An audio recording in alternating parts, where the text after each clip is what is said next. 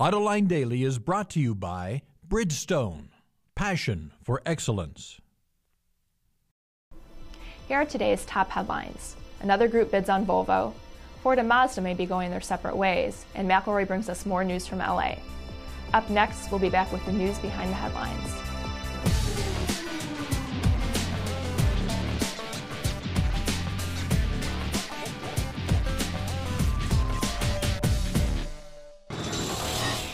This is Autoline Daily for Thursday, December 3rd, 2009. I'm Christy Swinesberg from Ward's Auto, filling in yet again for John McElroy, who's covering the LA Auto Show. We'll hear the latest from him in the second half of the program, but first up, today's news. PSA, the parent company of Peugeot and Citroën, said it's in talks with Mitsubishi to form a strategic alliance. According to Bloomberg, this would include developing four-wheel drive vehicles, electric cars, and a joint venture in Russia. Japan's Nikkei newspaper also reports that Peugeot may buy as much as a 50% stake in Mitsubishi for $3.4 billion. The two already are working together to develop a car based on Mitsubishi's electric car to sell in Europe. While it looked like Ford's sale of Volvo to Chinese automaker Geely was a foregone conclusion, it has received a new bid for the company. According to the Wall Street Journal, a consortium led by two former Ford executives submitted a revised bid for the embattled automaker. It has the backing of Swedish investors and is fully funded. It's not clear how much the offer is, but it's expected to be similar to Geely's $2 billion bid. In other Ford news, Mark Fields, the company's president of the Americas, said that Ford will be moving away from developing vehicles with Mazda in the future. According to Bloomberg, the company wants to keep design and engineering within Ford. Since last year, Ford has cut its stake in Mazda from 33% to just over 10% in an effort to raise cash during the economic downturn. Even Mazda's CEO said it seems both companies are going their separate ways, but he remained hopeful the two would collaborate in the future. Yesterday, Honda revealed a wild-looking concept at the LA Auto Show called the Peanut. Short for Personal Neo Urban Transport, it's the company's vision of a future compact city car. Beneath the creased bodywork, there's enough space inside for 3 passengers, with the driver sitting front and center. The Peanut also features a rear-mounted powertrain and rear-wheel drive. Since it's aimed at city dwellers, compact dimensions are a big part of its design. With a total length of just 134 inches, the Peanut is 30 inches shorter than Honda's subcompact Fit, the smallest car it sells in the US. Volkswagen is taking another crack at building an ultra-efficient car with its Up-Light. Reminiscent of the company's 1-liter concept from the Frankfurt Motor Show, the 4-seat hatchback features a hybrid drivetrain and lightweight construction. It's powered by a 2-cylinder, 0.8-liter diesel engine coupled to a 7-speed direct-shift transmission.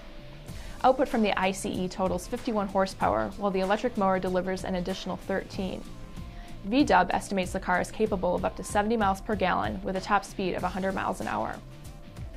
Coming up after the break, Johnny Mack brings us the latest news from the floor of the LA Auto Show. But for now, I'm Christy Swinesberg from Ward's Auto, signing off.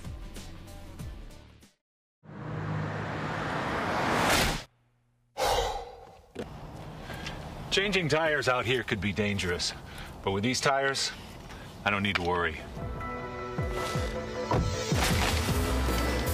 Bridgestone. We're wrapping up day one at the LA Auto Show, and as you would expect at an auto show, a lot of new product introduction. Let's start with Mazda, which introduced the new Mazda 2. Gets them into the B segment, very important part of the market for them to be in. It's part of what they call the bookend. This car bookends the small end of the market for them. Over at BMW, they're showing off the hybrid version of the 7 Series and the X6. In fact, I hope to get a test drive of that and give you a further report on that tomorrow. Mini is showing off, as we had reported a while back on Autoline Daily, the new Roadster and the Coupe.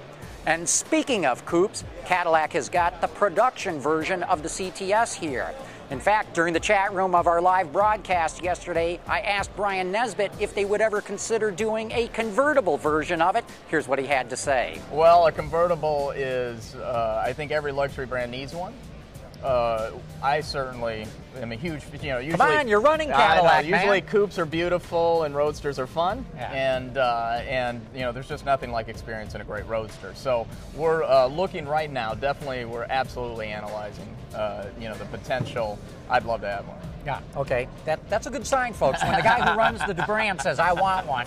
And of course, that's Brian Nesbitt, now the general manager of Cadillac, formerly a designer. We've never seen a designer come in and run a division like that before. For Toyota, the big news at the show is the Sienna minivan. And I know minivans don't rock a lot of people's world, but that's an important new introduction for Toyota at this show.